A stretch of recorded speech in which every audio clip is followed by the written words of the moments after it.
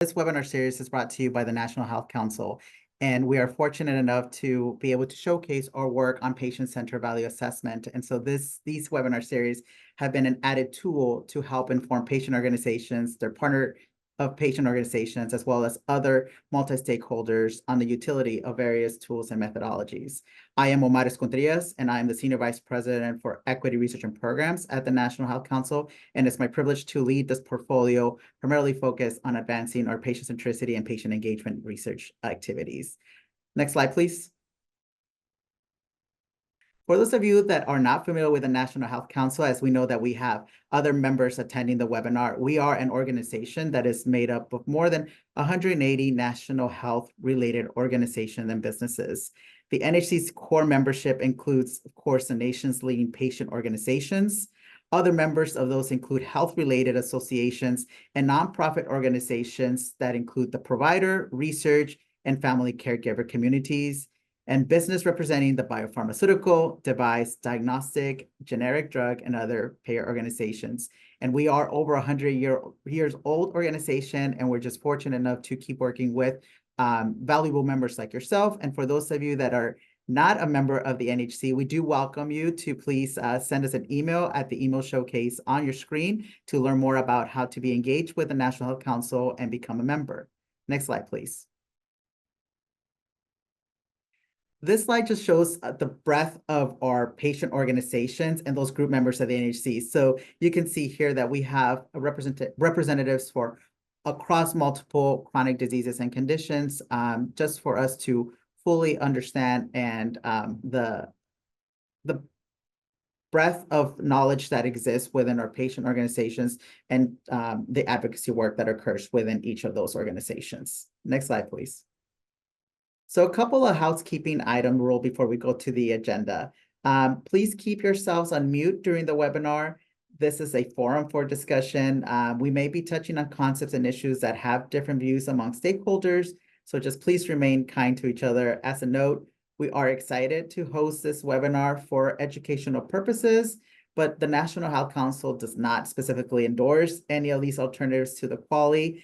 And also there's going to be a Q&A section at the end. Please submit your comments through the QA function. Feel free to add comments to the chat during the webinar, and we'll go ahead and answer as time permits. Next slide, please. So in 2016, the National Health Council launched its original Value Classroom with a grant from PCORI and the Eugene Washington Award Program. This classroom's intent was to assist our patient organizations to get ready for value assessment. We know a lot has changed in the field since then. And so in 2023 and 2024, the NHC received funding to revamp its value classroom and launch new tools, webinars, and infographics on patient-centered value assessment. Our amazing value work group, which is made up of NHC member patient organizations, provided comments, publications, and updates for this work as well. So we're very thankful for their contributions to this. Exciting news, we will be launching this updated classroom in the next couple of weeks, so please stay tuned. We also would like to acknowledge, of course, Sanofi, Genentech, and Merck as sponsors to our value classroom updates. Next slide, please. So now we have, as we've done with our other webinar series, we have a slide of question for you, and this is more primarily for us to assess who's in the room and who has been participating in value assessments in the past, but we just want to know what type of organization you are representing. So please make sure you just take a couple of minutes and to collect the data and see who's in the room. Also, feel free to include on the chat who you represent, where you're from, and we'll go ahead and get started with our speaker for today.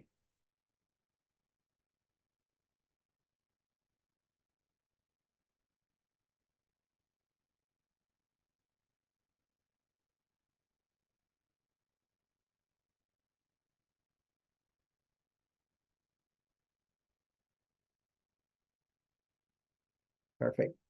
Seems like we have about 53% of participants representing patient organizations or patient advocacy groups. And then we have others from general research nonprofits, as well as professional associations and others. So again, thank you so much for that. Next slide, please. So now it is my honor to introduce Dr. Daniel Ollendorf, who's the Chief Scientific Officer and Director of Health Technology Assessment Methods and Engagement at the Institute for Clinical and Economic Review, also known as ICER.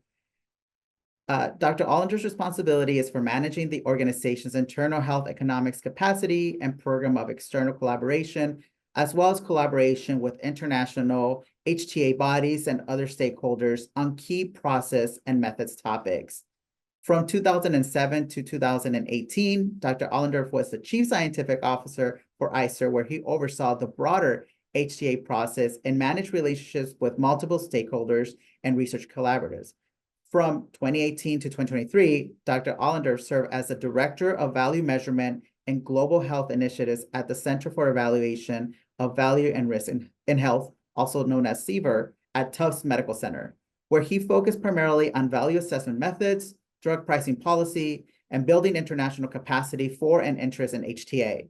In addition to his current role at ICER, Dr. Ollendorf maintains a faculty appointment at CVR and continues to teach in the center's graduate certificate program, as well as participate on ongoing research.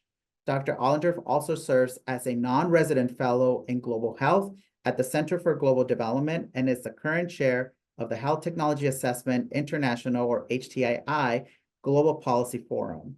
He received his PhD in clinical epidemiology from the University of Amsterdam and an MPH in health policy and management epidemiology from Boston University. Dr. Ollendorf, I turn it over to you, and thank you so much for providing your insights today with our membership at NHC and the broader stakeholder community. Thanks so much, Omar. Let me just pull up my slides. Everybody, can you see those okay? Yeah, okay, great. Well, thanks so much, Omar, for the great introduction, and to the National Health Council for inviting me to be part of the conversation. I know that those of you who have attended the previous sessions have gotten some education and some grounding in some of the other alternatives to the quality adjusted life year. And I'll be talking about the equal value life year today. And I'm describing it here as an alternative measure that has importance to patients at the forefront. And I'll talk about what I mean by that in a few minutes. Dr. Ollendorf, you have your presentation mode, so we just need to, if you go to your slides, because we could see your on your notes. Oh, okay. Is that better? No? Let me see. Sorry, let me just okay. see. It's okay.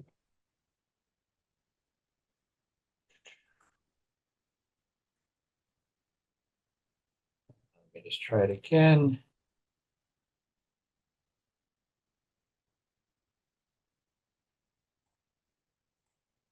How about now? There it goes. Okay, great. All right, good. Sorry about that. Okay, so just Omar already really talked about this during the introduction, but here are my disclosures. I do maintain a faculty appointment at CVR, which does have relationships with a variety of sponsoring organizations, including life sciences companies, academic institutions, and government agencies. So I want to break up my talk and my comments, and I do want to keep them relatively brief so that we can have some Q&A and discussion. I want to break it up into three distinct sections. So I'll provide a little background on the quality adjusted life year and the evLY as an alternative to it.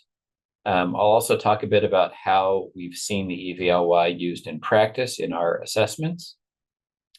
And then I'm going to couch the strengths and limitations of the evLY in the context of really all of the quality alternatives. So all of them have strengths and limitations. And I'll talk through those in a bit of detail. And you've already seen presentations on the others. I think it's fair to say that I've engaged in lots of healthy debate and friendly debate and discussion with the developers of the other metrics. And as you'll be able to see, there definitely are differences, but also some benefits and some potential drawbacks of all of them. So let's go right into the QALY and the evLY.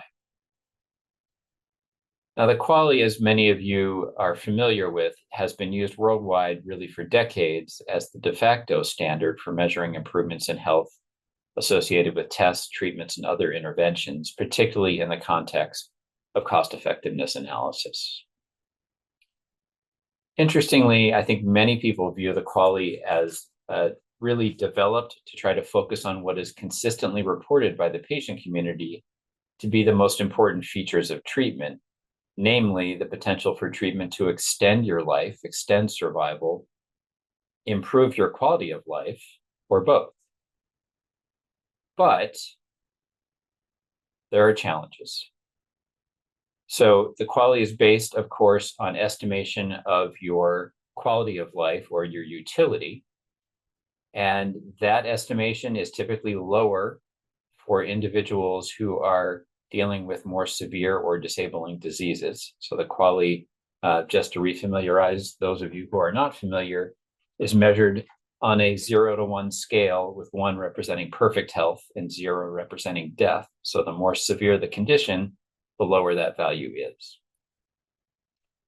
There are concerns that valuing health at that lower level could lead to discrimination in adoption, coverage, or other types of policy. Now, in practice, QALYs are actually used to compare 2 different treatments or 2 different treatment strategies. So in my view, the potential for actual discrimination using the QALY is relatively low. And I want to use a simple example to illustrate this. So just to orient you to this relatively straightforward table, we have 2 drugs being compared. The first row compares those drugs in terms of their potential to increase life expectancy. Second row talks about the quality of life measurement or estimation while patients are receiving that drug. We have the QALY calculation in row 3. So as you can see in that first row, drug B extends life by about 1.5 years over drug A, so a longer life expectancy. Drug B also improves quality of life. So the estimate of quality of life with drug A is 0.4. With drug B, it's 0.65, so that's a 0.25 difference. And the QALY is calculated as the life expectancy times the quality of life while in that life expectancy. So you're multiplying row 1 by row 2, essentially. So for drug A, you get 1.6 QALYs. For drug B, you get 3.6 QALYs. So the difference in QALYs is actually higher than the difference in life expectancy alone. So you have 1.5 years gained when you're just looking at life expectancy in row 1. But in row 2, you have 2 QALYs gained, and that's a 33% difference. So in fact, the potential for the QALY to discriminate, even at a relatively low estimate of quality of life, as illustrated in this example, is really relatively limited when you're making that comparison of 2 different treatments and you're looking at the incremental difference. Nevertheless, the potential for discrimination has modified federal policy.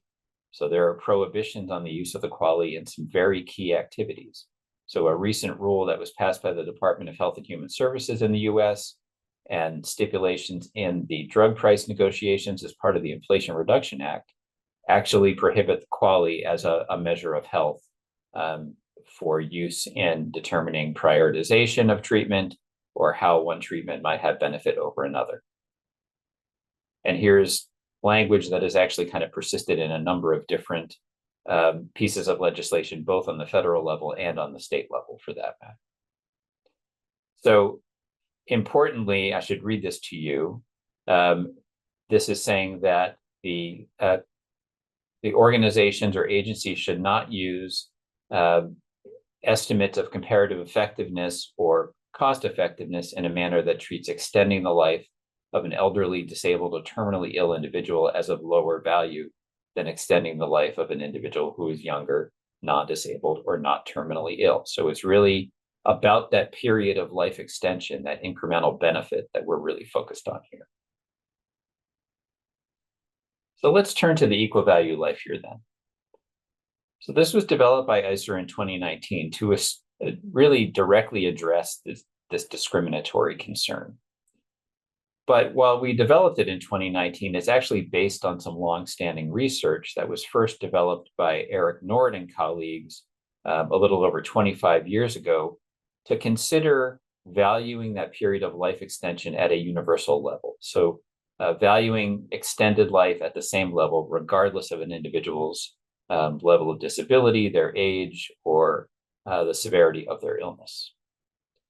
It's relatively straightforward in concept. If a treatment improves the quality of life but does not extend life, then the measurement really is equivalent to what we're seeing with the quality. So if you have two treatments and there is really no difference in life expectancy between them, but one has better quality of life associated with it than the other, then you're really talking about a quality-based measurement. But if the treatment also extends life, then the quality of life during those extra years is valued using a single universal value, regardless of the underlying age, disability, or disease severity. So that is really the concept of the evLY in a nutshell. So let's kind of look at an example of the evLY, an illustrative example, and then talk about the evLY in practice.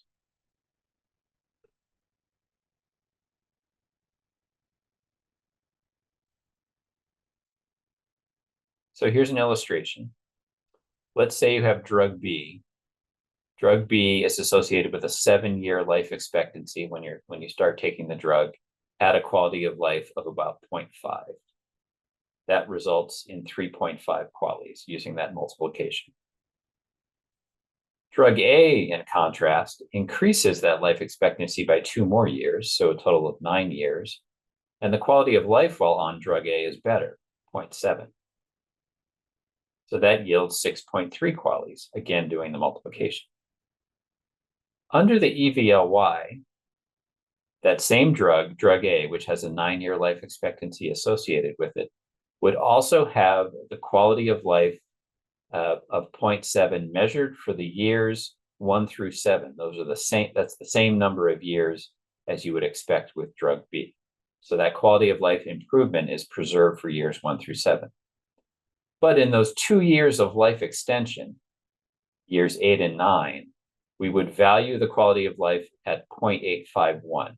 And that's not a number that comes out of a hat or comes out of the clouds. It's actually an estimate of the overall utility in the US general population, regardless of age, regardless of disease, regardless of level of disability. So it's an overall estimate of the general health of the population, and it's the value that we would use under the evLY for life extension, regardless of what condition we're talking about. So under that estimate, we increase the incremental benefit associated with drug A from 6.3 QALYs to 6.6 QALYs. So the increment is actually 3.1 over drug B, as opposed to 2.8 over drug B when we're just looking at QALYs. So that's about a 5% difference in this case. So let's talk then about the evLY and how it's actually worked in practice. So since 2019, we've used the evLY in over 50 comparisons of new technologies, drugs, biologics, and cell and gene therapies. And as I mentioned, because the evLY can never be worse than the QALY, at a minimum, our estimate of evLYs, or equal value life year gain, sometimes we use evLYG, is no worse than equivalent to QALYs. But about 2/3 of the time, evLYs are estimated to be greater than QALYs because in many cases, we are talking about extending life by some amount of time. And the difference on average is about 16%. So about a 16% increase in the estimate of health gain using evLYs as opposed to QALYs. So because ICER uses these measures to suggest what a potential fair price or value-based price might be for therapies, the effective evLY has essentially translated into somewhat higher value-based price benchmarks.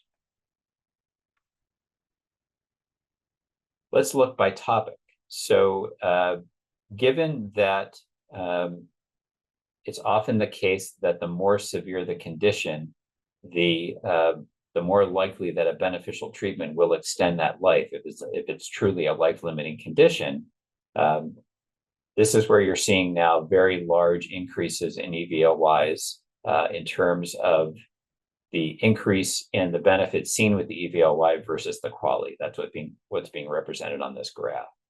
So you see for cardiovascular disease all the way on the left, for example, or third from the left, that it's a very small difference because the focus primarily on those treatments has been on improving quality of life rather than a lot of life extension. And so that's where the evLY is much more close to the QALY in terms of its measurement. But if you have other situations where you are extending life through the use of a beneficial treatment, so you see cystic fibrosis, Alzheimer's disease, and sickle cell disease on the right, then you see a much bigger difference with equal value life years relative to QALYs. So in the sickle cell example, the evLY estimate is over 100% larger than the QALY estimate, as an example. So then let's move directly into the strengths and the potential limitations of the QALY alternatives. And so here I am certainly stating my opinion, and I'm also using prior research and discussion to inform it. But obviously, you've also seen presentations from the other developers, and you've heard about their own views on strengths and limitations, and probably about the evLY as well. So in terms of the evLY itself, the primary challenge is something called decision instability and circularity. And essentially what that means is the use of the evLY and the estimation of the evLY and whether you determine that a treatment is better than another really depends on what's considered the treatment and what's considered the comparator.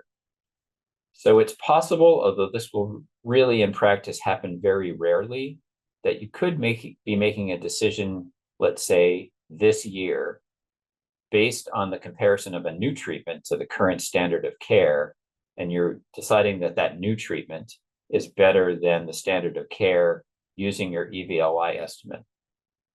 Then that new treatment could become the standard of care. You could then be comparing it to the old treatment, and what you're having then is the comparison flipped. And remember that the evLY comes into play when you see extension of life over a current comparison. And so it's possible in some circumstances that you can be making a different decision depending on the order of your comparison, whether it's the intervention or the comparator. Another issue with the evLY is that because we're valuing the quality of life during that period of life extension at the same level, regardless of your underlying condition, it's not really possible to credit an intervention for improving the quality of life over something else during that period of life extension if you're just using one universal value. So unlike that first example I showed, when we're looking at the benefit of a QALY to measure health gain as opposed to just additional life years, the evLY does not have that feature because in an attempt to overcome the discriminatory potential, we're just using one value. We also are not sure yet what the threshold is for good value that might be considered under evLYs. That does exist and has existed for a very long time in relation to QALYs, but more empiric work needs to be done to try to understand what represents a fair value if you're using the evLY as your measure. So I kind of put those limitations in on the right side for the evLY.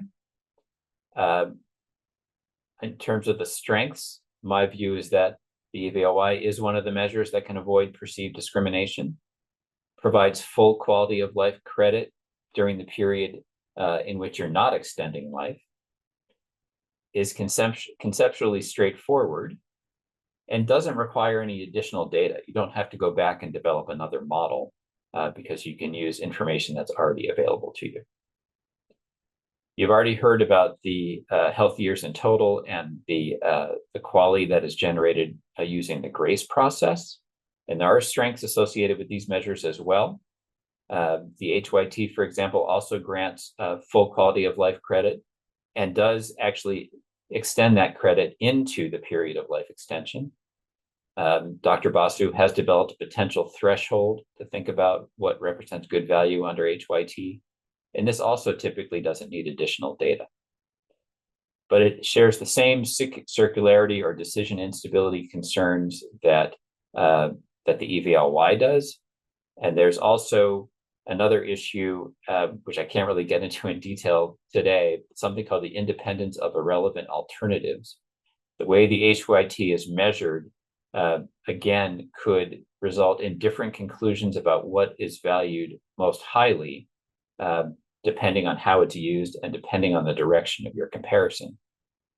And also, it's kind of paradoxical, but because the quality of life benefit is measured using a universal estimate of life expectancy, regardless of treatment, in some cases, you could actually be estimating a quality of life benefit after the patient would have died, which is paradoxical. So there's some challenges there.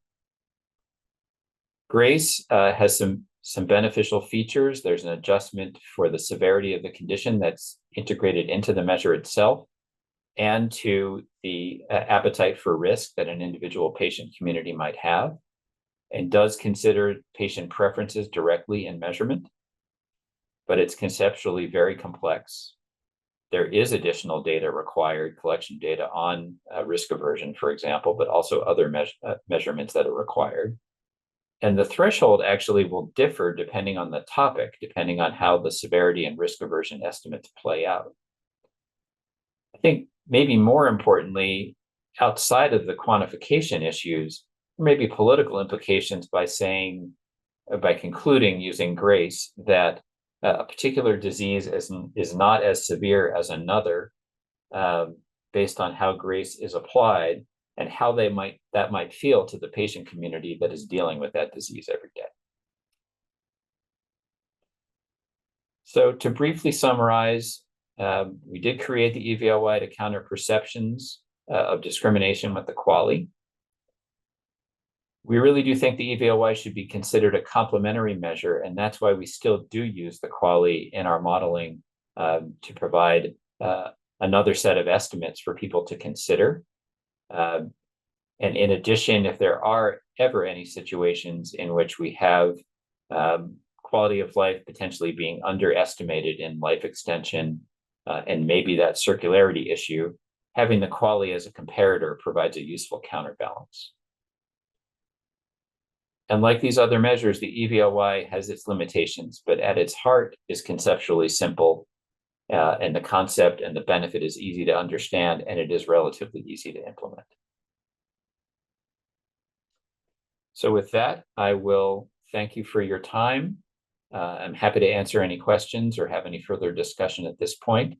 Omar, I'm not sure if you're going to share the slides with people, but I did actually put kind of an extra slide at the end that describes an example of that decision instability.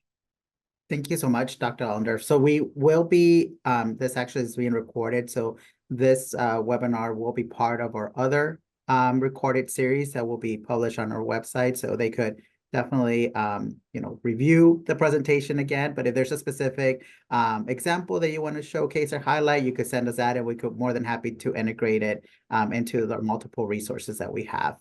So it's actually right here. It's right here, but why don't I'll go back to this slide, and if it does come up as a question, then we can certainly talk about it. Absolutely. Unless you want to go for it and describe it, that way it's captured within the recorded series. More than welcome for you to do that as well. We still have a little bit of time. Why don't I spend a minute or two on this? Sure, so absolutely. This really just illustrates the circularity issue. So if you've got here are estimates for drug A and drug B. I know I've used drug A and drug B a lot in this presentation, but in this case, you've got longer life with drug B, lower quality of life. And so on QALYs, drug A looks a little bit better. So in scenario one, where drug A is the standard of care and drug B is the new intervention, then you have B losing on QALYs because that utility level is lower for B. And so B loses on QALYs, but when you calculate evLYs, because you're looking at that longer period of life and you're assigning a much higher utility value to it, then B is actually better than A on evLYs. So you have B winning in one instance and losing in the other. So that's one potential challenge. Then if you move to scenario 2, where you're flip-flopping things, drug B is now the standard of care and drug A is the new intervention, then A wins on QALYs because even though the life expectancy is lower, the utility is higher. And A also wins on evLYs. So there you have a more consistent finding. But the challenge is that you've got the same two drugs. And because of the way the evLY is constructed, with that universal value applied to life extension, you could draw different conclusions. So this is really why we suggest that evLYs be evaluated, not necessarily just against QALYs, but also against the other alternatives as well, to try to understand how these estimates play out in measuring value. Okay. Now I'm happy to answer questions. No, thank you so much for that explanation. So I do welcome anyone with questions to please submit on the Q&A chat box. I do have some questions for you, Dan, if that have come through. So if you Sure. don't mind me asking. First of all, thank you again for that wonderful presentation. I think it's, hopefully our participants have been able to understand the breadth of different methods and what this means to the patient organizations or other stakeholders that are involved in value assessment or seeking to participate in one sooner or soon. So thank you so much for sharing that. One question that came through is, based on your methods, how does ICER account for patient-level data into their assessment model? So, you talked about the QALY and then you talked about the evLY, but the question specifically about patient-level data. What can you tell us about how it's used in the assessment models, and how can patient organizations help prepare for that? Yeah. So I can answer that question kind of in a number of different directions. So in terms of actual patient level data, so the submission of patient level data sets, that's not something that we typically see. So we do have the ability for manufacturers and other stakeholders to submit data to us to help inform our reviews, and in some cases inform our model development. But you won't be surprised to hear that patient level data certainly coming out of clinical trials are closely held, and other data sets that exist at a patient level, unless they're part of a direct set of conversations we might have with a patient advocacy group, really are infrequently provided. What we do from an individual patient experience level is we engage with the patient community, with patient advocacy groups, and with individual patients, both to help scope our review, but then also to describe in detail what their daily experience is in managing their condition. That's a discrete section of our report. It's informed by patients, their caregivers, and supporting patient advocacy groups as well. We're now also exploring the possibility that we could have a separate series of conversations with patients where we share our thinking about the economic model that we're developing. And we ask for their thoughts and opinions on specific aspects of the model, what they might change, what they think the model is missing, where they may have access to data that might actually improve the estimation of the model, et cetera. So we try to tackle this in a number of different ways. Mm-hmm. So thank you for illustrating that. For our participants, the level of patient engagement that ICER has been able to build so that they feel part of the process. And so this is also one of the why we're conducting these series, these webinars, to really ensure that patients do have a place and a voice, specifically with any type of economic modeling or methodologies that are being implemented, within these type of initiatives and methods. One of the other questions that came through is, from your own perspective as an economist or, working at ICER, what pearls of wisdom can you share with the participants on effective strategies to collaborate with ICER or other assessors out there? Well, I think that, really I would probably urge any type of stakeholder, whether it's the patient community or other types of stakeholders, if there is a review that we're undertaking that you're interested in, please approach us. Don't wait for a call. We are more than willing to talk to any stakeholder who has an interest in the reviews that we're conducting. We do a lot of outreach before we even announce a topic ourselves, but there are ways to get involved, and there are documents on our website that describe in detail how different types of stakeholders can get involved. So I think my biggest pearl of wisdom, if you can call it that, is just get in touch, because the earlier that conversation happens, and it, often is very focused on a specific topic or review, but it doesn't have to be. We also have a patient council, so a group of patients and patient advocates who advise us on everything that we do, whether that's method, whether that's process, whether that's communication. And so the patient council really serves as an important touch point and anchor for what we're doing. So, that is a set council. I don't know how often that membership refreshes, but I think that even engaging in individuals in the patient community who are not part of the council, but do have suggestions or comments on certain things that we're doing, is something that we value and welcome. Great. We have another question. I'm assuming this is related to the QALY. Is this really only an issue for the US? Have other countries or HTA agencies expressed issues with the QALY or interest in these alternative measures? Yeah, it's a very good question. In jurisdictions that, so other countries that are using cost effectiveness as an input into their decision or recommendation making, the QALY really is still the primary measure of health gain that's used in those assessments. The other measures haven't necessarily taken hold. I will say that the research around the QALY, its strengths, its limitations, how it might be improved, is international in scope. So Eric Nord is actually British. So there have been lots of conversations overseas about how measurement of quality of life can be improved. But the QALY really has been a mainstay, and in part, I've run a few, when I was at Tufts, I ran a few focus groups myself with patients and caregivers, and people felt as though it may have limitations. There may be limitations on how accurately it captures quality of life, but it's simple and it's intuitive to think about a measure that is trying to track both how a treatment might extend your life and how it might improve your quality of life. Thank you. Another question. Your examples describe the identification of value based on comparison of treatments, new to existing. What considerations or approaches does ICER use when you're evaluating a first-time treatment for a condition? So a first-time treatment for a condition.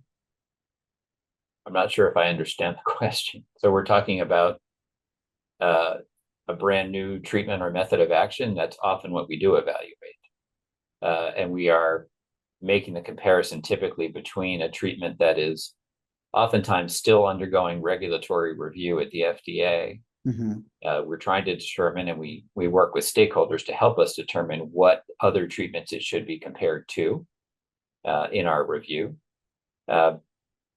But we are often focused on a treatment that may be very new and trying to serve a significant unmet need.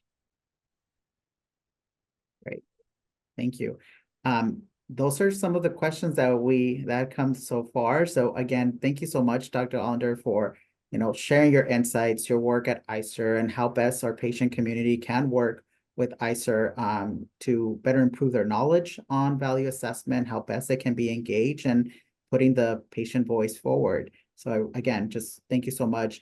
I would like to take a moment and thank everyone for their participation in our patient-centered value assessments and alternatives to the QALY 4-part webinar series.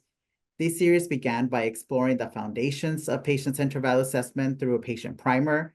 Then we followed by webinars that educated us on alternative methods to the QALY, such as generalized risk-adjusted QALYs, health years in total, and of course, we just heard on equal value life years. So it is our hope that through these series, patient organizations, their partners, are well equipped with the knowledge to meaningfully and effectively engage with value and health technology assessors and the various methodologies employed.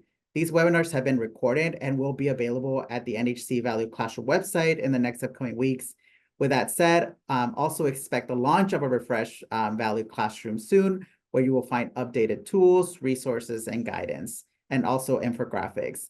The NHC once again thanks you for your participation, and do not hesitate in reaching out to us with any questions. Wishing you all a great day, and thank you for your participation. Goodbye.